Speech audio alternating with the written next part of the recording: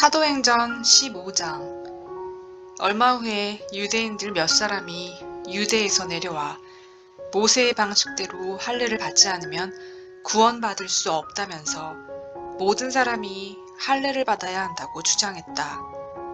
바울과 바나바가 즉시 일어나서 강력히 항의했다. 교회는 이 문제를 해결하기 위해 바울과 바나바와 다른 몇 사람을 예루살렘으로 보내 사도와 지도자들 앞에 이 문제를 내놓기로 했다. 그들은 전송을 받고 길을 떠나 페니키아와 사마리아를 지나면서 이방인들에게도 돌파구가 열렸다는 소식을 만나는 모든 사람에게 전했다. 그 이야기를 들은 사람들은 모두 굉장한 소식이라며 환호했다. 바울과 바나바가 예루살렘에 이르자 사도와 지도자들을 비롯해 온 교회가 그들을 따뜻하게 맞아주었다. 두 사람은 최근 여행 중에 하나님께서 자신들을 사용하셔서 이방인들에게 문을 열어주신 일을 보고했다. 몇몇 바리새인들이 일어나 자신들의 의견을 밝혔다. 그들은 믿는 사람들이기는 했으나 바리새인의 강경 노선을 계속 고수하려는 이들이었다. 그들이 말했다. 이방인 개종자들에게도 할례를 주어서 모세의 율법을 지키게 해야 합니다.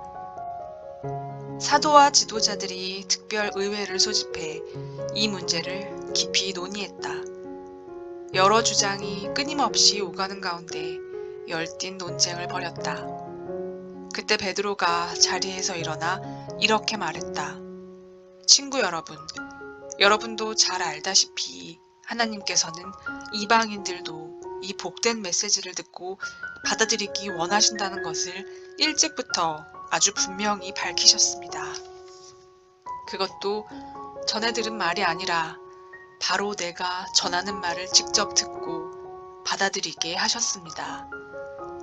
우리의 어떤 거칠애에도 속지 않으시고 언제나 사람의 생각을 아시는 하나님께서 우리에게 주신 것과 똑같은 성령을 그들에게도 주셨습니다. 그분은 우리를 대하신 것처럼 이방인들을 대하셨습니다. 하나님께서는 그분을 믿고 신뢰하는 이방인들에게 역사하셔서 먼저 그들이 누구인지 깨닫게 하시고 그 중심에서부터 시작해서 그들의 삶을 깨끗게 하셨습니다. 그런데 어찌하여 지금 여러분은 하나님보다 더한 하나님이 되어서 우리 조상을 짓누르고 우리까지 짓누른 규정들을 새로 믿은 이 사람들에게 지우려는 것입니까?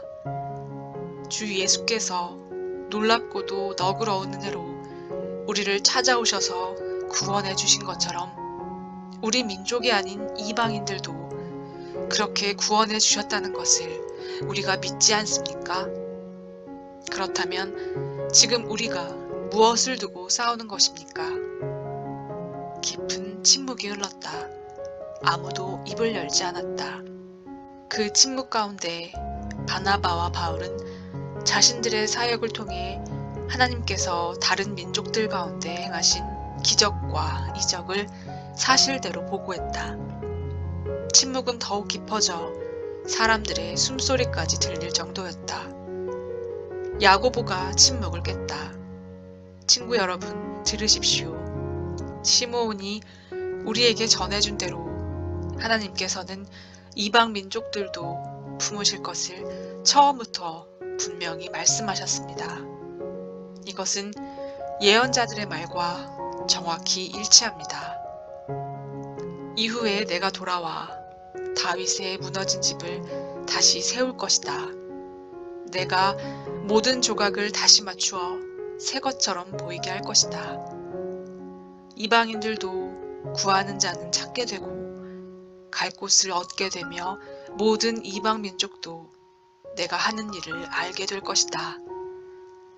하나님께서 이렇게 말씀하셨고 이제 그 말씀대로 행하고 계십니다.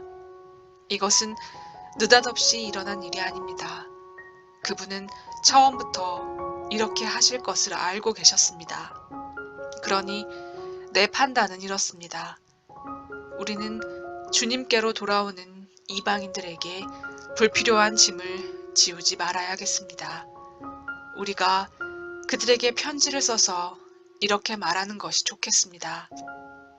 우상과 관계된 활동에 관여하지 않도록 조심하고 성생활과 결혼의 도덕을 지키며 유대인 그리스도인들에게 거슬리는 음식, 이를테면 피 같은 것은 내놓지 마십시오. 이것은 모세가 전한 기본 지혜입니다.